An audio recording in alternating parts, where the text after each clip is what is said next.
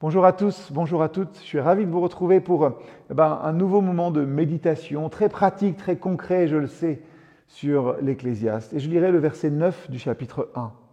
Ce qui a été, c'est ce qui sera, ce qui s'est fait, c'est ce qui se fera. Il n'y a rien de nouveau sous le soleil. On le connaît ce verset, on l'aime et il nous rappelle, peut-être quelquefois tragiquement, que l'histoire se répète, que les mêmes thèmes et les mêmes défis reviennent inlassablement.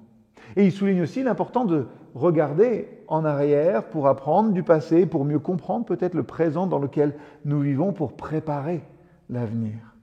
Alors aujourd'hui, peut-être, lisez un petit peu d'histoire, que ce soit dans un livre, que ce soit en ligne, que ce soit en écoutant un podcast, que sais-je, en écoutant peut-être le témoignage d'une personne plus âgée.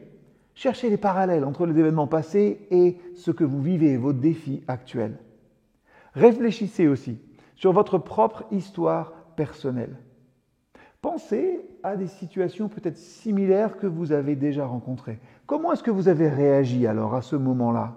Et qu'avez-vous appris de ces expériences passées ? Qu'en était-il de votre relation avec Dieu dans ces moments ?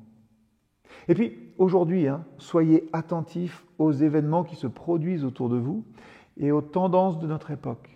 Identifiez des similitudes avec peut-être des périodes antérieures, que ce soit dans la société, dans la politique ou dans la culture. Et puis, méditez ce soir. Méditez sur ce que l'histoire peut vous enseigner.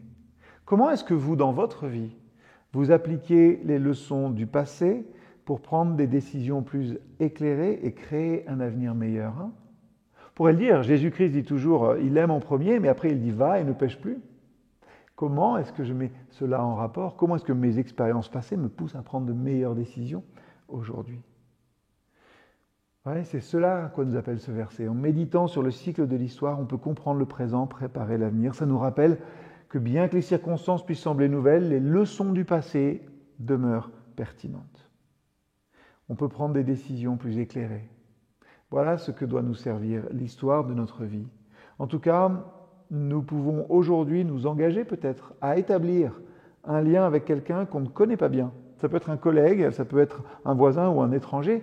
Et puis, écoutez son histoire, partagez la vôtre. Découvrez comment aussi la fraternité peut apporter de la nouveauté et une certaine compréhension dans votre vie. À bientôt.